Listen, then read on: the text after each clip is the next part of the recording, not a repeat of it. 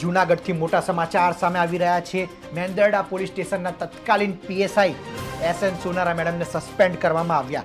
નિર્દોષ મહિલાની હેરાનગતિ કર્યાનો તેમના પર આરોપ છે। પ્રધાનમંત્રી કાર્યાલય સુધી ફરિયાદ જતા જૂનાગઢ પોલીસ વડાની કાર્યવાહી। ધારાસભ્ય ગોપાલ ઇટાલિયા સાથે બબાલ બાદ ચર્ચામાં આવ્યા હતા પીએસઆઈ સોનારા મેડમ। જૂનાગઢના મેંદરડા પોલીસ સ્ટેશનના તત્કાલીન પીએસઆઈ એસએન સોનારા મેડમને સસ્પેન્ડ કરવામાં આવ્યા છે। શું હતો સમગ્ર મામલો? વિગતવાર વાત કરીએ તો આ સમગ્ર મામલો જુલાઈ મહિનાનો છે, જ્યાં 57 લાખ રૂપિયાની છેતરપિંડીની ફરિયાદ મેંદરડા પોલીસ સ્ટેશનમાં નોંધાઈ હતી। આ મામલે 2 મહિલા સહિત 4 લોકો વિરુદ્ધ ફરિયાદ નોંધાઈ હતી અને આ કેસમાં 3 લોકોની ધરપકડ પણ કરવામાં આવી હતી, જેમાં એક મહિલા પણ સામેલ હતી। આ મહિલાએ પીએમઓ સુધી ફરિયાદ કરી હતી। પ્રધાનમંત્રી કાર્યાલય સુધી ફરિયાદ જતાં પ્રધાનમંત્રીએ તપાસના આદેશ આપ્યા હતા, જે પ્રમાણે જૂનાગઢ જિલ્લા પોલીસ વડાએ તપાસના આદેશ આપ્યા હતા અને આ તપાસ બાદ એસએન સોનારા મેડમને સસ્પેન્ડ કરવામાં આવ્યા છે। તેમના વિરુદ્ધ આરોપ લાગ્યો છે કે તેમણે એક મહિલાની ખોટી રીતના હેરાનગતિ કરી હતી। મહિલા નિર્દોષ હતી, છતાં તેમણે 2 દિવસ સુધી પોલીસ સ્ટેશનમાં બંધ રાખવામાં આવી અને ઉપલી અધિકારીને જાણ કર્યા વગર એસએન સોનારા મેડમે આ સમગ્ર કામગીરી કરી, જે બદલ તપાસ બાદ તેમને સસ્પેન્ડ કરવાનો નિર્ણય કરવામાં આવ્યો છે। ઉપલી અધિકારીને કોઈ પણ જાણ વગર તેમણે આ સમગ્ર કાર્યવાહી કરી અને સરકારી વાહનનો દુરુપયોગ કરવાનો પણ તેમના પર આરોપ છે।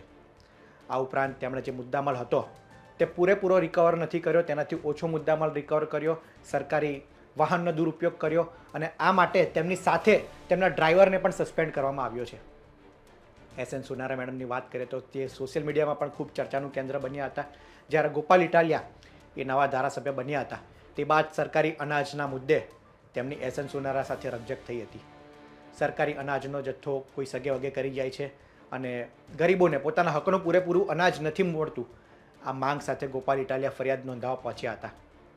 આખી રાત તેમણે પોલીસ સ્ટેશન પર ધરણા કર્યા હતા। તેમની સાથે સમર્થકોને મોટું ઉમેદકો હતો, સમર્થકો મોટી સંખ્યામાં આવ્યા હતા અને સામે પોલીસની કહેવું હતું કે આ મામલે પોલીસ ફરિયાદ કોઈ બનતી નથી, આ સમગ્ર મામલો અન્ન અને પુરવઠા વિભાગમાં આવે છે, તે લોકો તપાસ કરશે। પરંતુ સરકારી અનાજ ચોરી થઈ જાય છે તે બાબતે ગોપાલ ઇટાલિયા અડગ હતા અને આ જ મામલે તેઓ ફરિયાદ નોંધાવવા પણ માગતા હતા। અને આ બધી રકઝક વચ્ચે પીએસઆઈ સોનારા મેડમનો એક શબ્દ સોશિયલ મીડિયા પર ખૂબ વાયરલ થયો હતો કે ગાળ કોણ બોલ્યું છે। તેમના સવાલ પૂછ્યો હતો કે પબ્લિકમાંથી કોઈ ગાળ બોલ્યું છે, આ ગાળ કોણ બોલ્યું છે?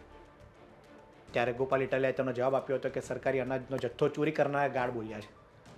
આ સમગ્ર જે વિડીયો છે એ સોશિયલ મીડિયા પર ખૂબ ચર્ચાનું કેન્દ્ર બન્યા હતા। ત્યારથી એસએન સોનારા મેડમ ચર્ચામાં આવ્યા છે।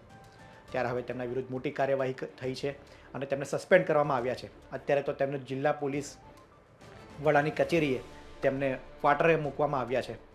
આગામી સમયમાં શું મોટો નિર્ણય થઈ શકે તે જોવું રહ્યું।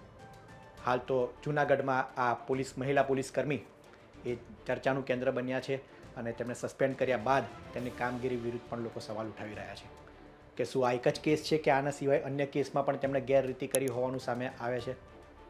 આગામી સમયમાં શું થાય તે જોવું રહ્યું।